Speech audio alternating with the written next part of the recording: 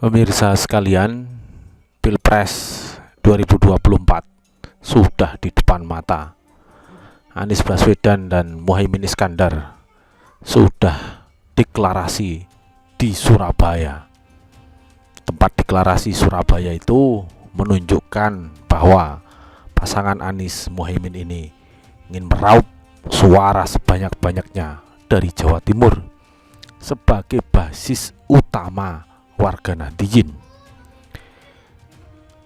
Muhaimin Iskandar atau biasa disebut Caimin atau kini sering dipanggil Gus Muhaimin adalah ketua umum di PKB. Dia punya mesin politik yang sangat kuat di PKB, yakini nomor 1 di PKB. Langkah dari Surya Paloh atau Bang Surya yang menggandengkan Anies Baswedan dengan Caimin ini disebut-sebut sebagai langkah nyata untuk meraup suara keluarga Nahdliyin. Sebagaimana dipahami, Anies Baswedan ini jaringan suaranya lebih banyak berada di DKI Jakarta dan Jawa Barat, sebagian Sumatera. Anies ini dalam berbagai survei sangat jelas lemah sekali di Jawa Timur dan juga di Jawa Tengah. Karenanya Bang Surya, ketua umum Nasdem,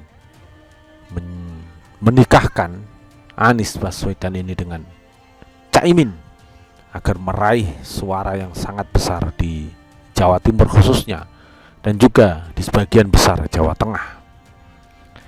Tetapi kondisi Caimin saat ini mengalami psikologi yang tidak mudah karena masih banyak warga NU yang melihat atau beropini bahwa Caimin adalah pengkhianat. Caimin merebut PKB dari Gus Dur. Caimin mengeluarkan Gus Dur dari PKB. Inilah fakta politik yang selalu hadir di setiap saat, apalagi setiap momen pemilu. Caimin sendiri sudah mengakui isu-isu seperti ini akan selalu hadir saat ia wawancara di Mata Najwa dan juga di berbagai stasiun televisi di Indonesia. Caimin sangat jelas menyatakan isu dirinya dan Gus Dur selalu hadir setiap pemilu tiba. Dalam pengakuannya, Caimin yang menilai bahwa dirinya tidaklah merebut PKB dari Gus Dur. Sama sekali dia tidak mengkudeta Gus Dur. Tapi Mbak Yeni putri Gus Dur menyatakan sebaliknya, bahwa Caimin lah orang yang mengkudeta Gus Dur, mengeluarkan Gus Dur. Muktamar PKB di Ancol dan di Parung menjadi saksi sejarah ketika itu bahwa Gus Dur akhirnya lengser dan dicopot dari Dewan Suro di PKB oleh Caimin Muhaimin Iskandar yang tidak lain adalah keponakan Gus Dur sendiri. Gus Dur dan Caimin ini paman dan keponakan. Keduanya sama-sama punya darah dari Kiai Bisri Sansuri, pendiri Pondok Pesantren Denanyar Jombang. Kiai Bisri juga salah satu pendiri Nahdlatul Ulama. Kini label Caimin sebagai pengkhianat atau tukang mengkudeta Gus Dur disematkan dan menjadi berita besar untuk menjegal Caimin dari ceruk suara Nahdliyin yang ada di Jawa Timur dan di Jawa Tengah. Benarkah demikian? Caimin adalah seorang pengkhianat dan melakukan kudeta terhadap pamannya Gus Dur yang sangat dihormati dan dikagumi oleh jutaan warga Nahdliyin. Sejarah bicara, sejarah memberikan fakta bahwa Caimin telah membawa PKB hari ini menuju 2024 dengan capaian yang cukup fantastis. Caimin tidak mau PKB hilang. Caimin tidak mau dirinya tenggelam. Ia ingin PKB dan dirinya sendiri tampil ke publik dalam gelanggang politik nasional. Tidak mau kalau hanya menjadi pelengkap, maka Caimin melakukan terobosan besar-besaran menjadi capres atau cawapres.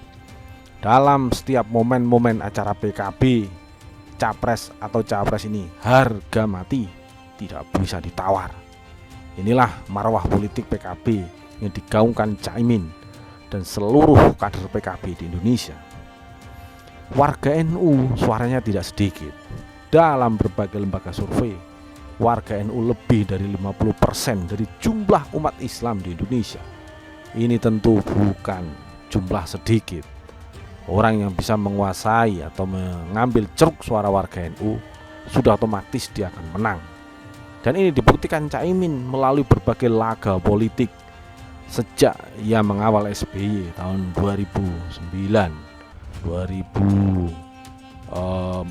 mengawal Jokowi, dan 2019 semuanya sukses karena Caimin ada di dalamnya, PKB ada di dalamnya, ceruk warga NU tidak sedikit.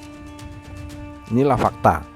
Caimin telah membawa PKB dalam gelanggang politik nasional yang cukup fantastis, disegani semua kawan dan lawan.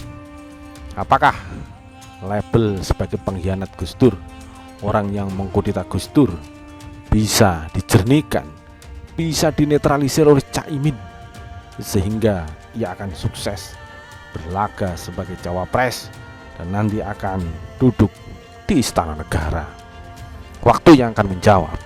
Masih ada waktu mulai sekarang ini sampai menjelang detik-detik pemilu, yakni di bulan Februari. Caimin harus mampu membuktikan kepada seluruh jaringan kiai, seluruh jaringan santri bahwa dirinya adalah orang yang loyal kepada Gus Dur, orang yang loyal kepada kiai, yang akan berjuang habis-habisan untuk NU, untuk pesantren, sehingga apa yang disematkan publik kepadanya sebagai pengkhianat Gus Dur, orang yang mengkudeta Gus Dur, bisa sirna dan tidak terbukti. Caimin harus melakukan ini, harus sungguh-sungguh, diyakini mendapatkan marwah dan aura dari seluruh kiai yang akan mendukungnya. Jangan sampai ini disia-siakan oleh Caimin. Kalau ia mensia-siakan, tentu saja publik akan makin kuat melekatkan dirinya sebagai seorang pengkhianat Gus Dur. Semua fase-fase ini akan dijalani Caimin. Caimin harus melakukan terobosan-terobosan penting sehingga ia akan menjadi kesatria atau panglima santri yang dikagumi di Indonesia. Selamat berjuang Caimin. Melaju, melaju, melaju.